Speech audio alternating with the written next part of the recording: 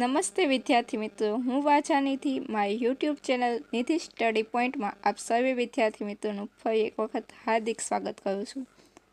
આજે ભણવો છે વિષય વિજ્ઞાન ધોરણ 10 પાઠ 11 માનવ આંખ અને રંગબેરંગી દુનિયા, જે ભૌતિક વિજ્ઞાન એટલે કે ફિઝિક્સનું ચેપ્ટર છે. અને આમાંથી ખાસ કરીને ફિઝિક્સના દરેક ચેપ્ટરમાંથી એક બે MCQ તો પૂછાતા જ હોય છે, અને આ પાઠમાંથી પણ એક બે MCQ પૂછાવાની 100% ગેરંટી છે.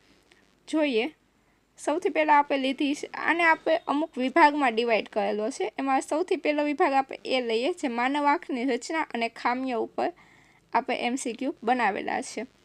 જોઈએ, માનવ આંખમાં વસ્તુનું પ્રતિબિંબ ક્યાં રચાય છે? માનવ આંખમાં વસ્તુનું પ્રતિબિંબ છે એ ક્યાં રચાતું હોય છે? તો હંમેશા વિદ્યાર્થી મિત્રો યાદ રાખો કે પ્રતિબિંબ છે એ હંમેશા નેત્ર પટલ ઉપર રચાતું હોય છે. પ્રતિબિંબ છે એ હંમેશા ક્યાં તો કે નેત્ર પટલ અથવા તો રેટિના ઉપર રચાતું હોય છે. તમને ગમે તે શબ્દ આપે, રેટિના આપે અથવા તો નેત્ર પટલ આપે. સામાન્ય દ્રષ્ટિ ધરાવતી પુખ્ત વ્યક્તિ માટે સ્પષ્ટ દ્રષ્ટિ અંતર અથવા તો અહીંયા દ્રષ્ટિ અંતરની બદલે આપણે નજીકનું અંતર લખી શકીએ. નજીકનું અંતર બિંદુ કેટલું હોય છે? તો કે જો આપણને યાદ હોય તો સ્પષ્ટ નજીકનું અંતર બિંદુ હોય છે 25 સેન્ટીમીટર. અને જો તમને દૂરનું પૂછે કે દૂરનું કેટલું હોય, તો દૂર માટે હંમેશા આપણે લખશું કે અનંત અંતર છે. કોઈ પણ વ્યક્તિ છે એ દૂરનું ક્યાં સુધી જોઈ શકે? તો કે અનંત અંતર સુધી જોઈ શકે. જ્યારે નજીકનું 25 સેન્ટીમીટર જેટલું જોઈ શકે છે. 25 સેન્ટીમીટરની નજીક રાખીને જોઈ શકતા નથી. ત્યારબાદ જોઈએ પ્રશ્ન 3.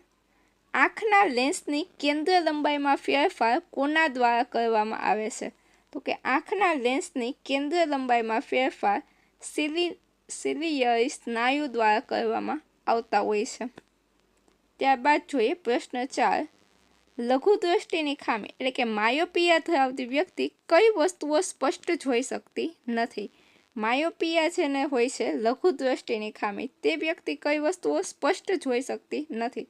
તો કે આ જે દ્રષ્ટિ ધરાવતી લઘુ દ્રષ્ટિની ખામી, તે વ્યક્તિ દૂરની વસ્તુ છે સ્પષ્ટ જોઈ શકતી નથી. અને લઘુ દ્રષ્ટિની ખામી નિવારવા માટે તેને ડૉક્ટર અંતર્ગોળ લેન્સના ચશ્મા છે એ પહેરવાની સલાહ આપે છે. તો તમને ઘણી વખત એવું પણ પૂછે કે લઘુ દ્રષ્ટિની ખામી નિવારવા માટે કયા લેન્સના ચશ્મા પહેરવામાં આવે છે? તો કે અંતર્ગોળ લેન્સના. પ્રશ્ન 5 જોઈએ, ગુરુદ્રષ્ટિની ખામી હાઇપરમેટ્રોપિયા નિવારવા કયો લેન્સ વપરાય છે? જો આપણે પહેલાં જ વાત કરી, લઘુદ્રષ્ટિ માટે અંતર્ગોળ લેન્સ અને ગુરુદ્રષ્ટિ માટે આવશે બહિર્ગોળ લેન્સ, ઓપ્શન એ. અને એના નામ પણ આપણે ઇંગ્લિશમાં યાદ રાખીએ. ગુરુદ્રષ્ટિ એટલે કે હાઇપરમેટ્રોપિયા અને લઘુદ્રષ્ટિ એટલે કે માયોપિયા. ઘણી વખત તમને લઘુદ્રષ્ટિ ન આપે અને ગુજરાતીમાં આવી રીતે માયોપિયા લખેલું આપેલું હોય, અથવા તો ગુરુદ્રષ્ટિની બદલે આ હાઇપરમેટ્રોપિયા એવું પણ લખીને આપી શકે છે. તો આપણને ખ્યાલ હોવો જોઈએ કે માયોપિયા એ શું છે? લઘુદ્રષ્ટિની ખામી, અને હાઇપરમેટ્રોપિયા એ જ છે ગુરુદ્રષ્ટિની ખામી. તો ગુરુદ્રષ્ટિની ખામી નિવારવા માટે બહિર્ગોળ લેન્સનો ઉપયોગ થાય છે. ત્યારબાદ જોઈએ, આંખના દાનમાં આંખનો કયો ભાગ દાન કરવામાં આવે છે? જ્યારે ચક્ષુદાન હોય છે તો એ ચક્ષુદાનમાં આંખનો કયો ભાગ દાનમાં આપવામાં આવે છે? ઓપ્શન એ છે રેટિના, ઓપ્શન બી કોર્નિયા, આખી આંખ કે આઈરિસ. તો જો વિદ્યાર્થી મિત્રો ખાસ યાદ રાખજો કે આંખનું જ્યારે દાન કરવામાં આવે ત્યારે માત્ર કોર્નિયાવાળો ભાગ, જેને આપણે કહીએ છીએ પારદર્શક પટલ, ગુજરાતીમાં આપણે કહીએ છીએ પારદર્શક પટલ, આ ભાગ જ માત્ર ચક્ષુદાનમાં દાન કરવામાં આવે છે. આખી આંખ દાન કરવામાં આવતી નથી. એટલે ખાસ આ પ્રશ્નને જોજો. પારદર્શક પટલ અથવા તો કોર્નિયા જેને આપણે કહીએ છીએ એ એક જ ભાગ આપણો દાન કરવામાં આવે છે. ત્યારબાદ જોઈએ વિભાગ બી, પ્રિઝમ અને પ્રકાશનું વિભાજન. તો કે આમાં આપણે પ્રિઝમના અને પ્રકાશના વિભાજનના પ્રશ્નો લીધેલા છે. પ્રશ્ન 7 છે, કાચના પ્રિઝમ વડે શ્વેત પ્રકાશના વિભાજનમાં કયા રંગનો પ્રકાશ છે સૌથી વધુ વિચલન પામે છે? સૌથી વધુ વિચલન પામતો હોય તેવો રંગ છે જાંબલી, જે સૌથી નીચેની બાજુ આવેલો હોય છે. જાનીવાલી પીના ક્રમ છે એ હંમેશા ક્યાંથી? તો કે નીચેથી ઉપરનો ક્રમ છે. અને સૌથી વધુ વિચલન પામતો હોય એવો જાંબલી છે અને સૌથી ઓછું વિચલન પામતો કે તો એ કયો છે? રાતો છે। પ્રશ્ન 8 છે મેઘધનુષ્ય રચાવવા માટે કઈ પ્રકાશીય ઘટનાઓ જવાબદાર છે? તો મેઘધનુષ્ય રચાવવા માટે વક્રીભવન, વિભાજન અને આંતરિક પરાવર્તન આ ત્રણેય પ્રક્રિયાઓ છે એ અગત્યની છે। ત્યારબાદ જોઈએ પ્રશ્ન 9 શ્વેત પ્રકાશ કેટલા રંગનો બનેલો છે? તો હમણાં જ આપણે કીધું કે શ્વેત પ્રકાશ છે એ 7 રંગોનો બનેલો છે। જાની, વાલી, પીનારા। જાની, વાલી, પીનારા શું છે? તો કે જાંબલી, નીલો, વાદળી, લીલો, પીળો, નારંગી અને રાતો। આવી રીતે 7 રંગોનો શ્વેત પ્રકાશ છે એ બનેલો હોય છે।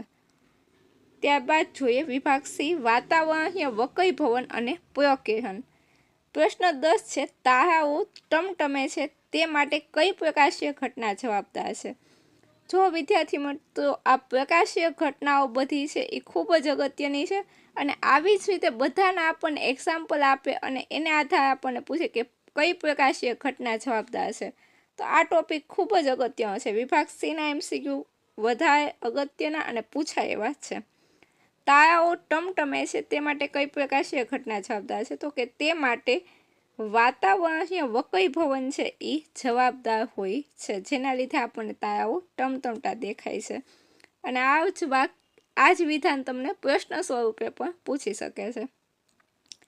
ત્યારબાદ જોઈએ પ્રશ્ન 11 વહેલો સૂર્યોદય અને મોડો સૂર્યાસ્ત થવાનું કારણ શું છે? તો વહેલો સૂર્યોદય અને મોડો સૂર્યાસ્ત થવાનું કારણ પણ છે વાતાવરણીય વક્રીભવન। ત્યારબાદ જોઈએ ભયદર્શક સિગ્નલમાં લાલ રંગનો ઉપયોગ શા માટે થાય છે? ભયદર્શક સિગ્નલમાં લાલ રંગ આપણે શા માટે ઉપયોગમાં લઈએ છીએ?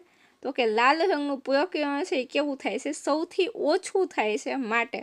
જેનું પ્રકિરણ સૌથી ઓછું થાય તે આપણને તેજસ્વી સ્વરૂપે દેખાઈ શકે, તેથી આપણે લાલ રંગનો ઉપયોગ કરીએ છીએ। ત્યારબાદ જોઈએ પ્રશ્ન 13 સ્વચ્છ આકાશનો રંગ વાદળી અથવા તો ભૂરો શા માટે દેખાય છે?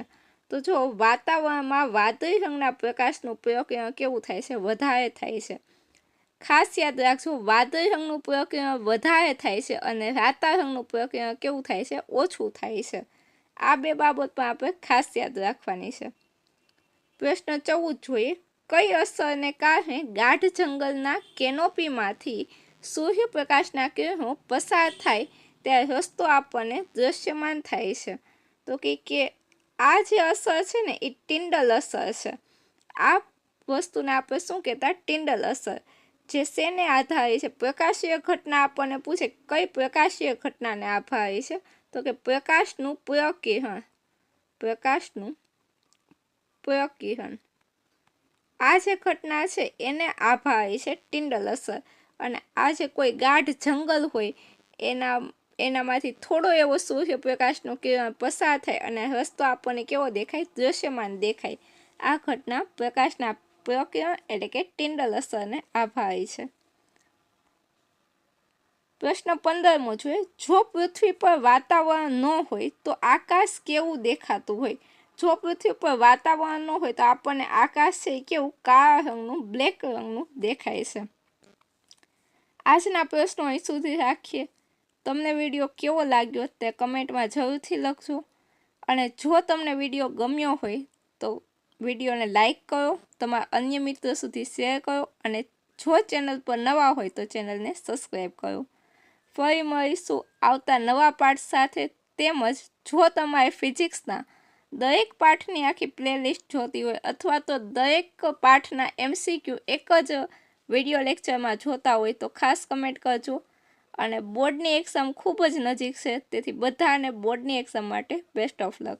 ફરી મળીશું આવતા લેક્ચરમાં। Thank you so much.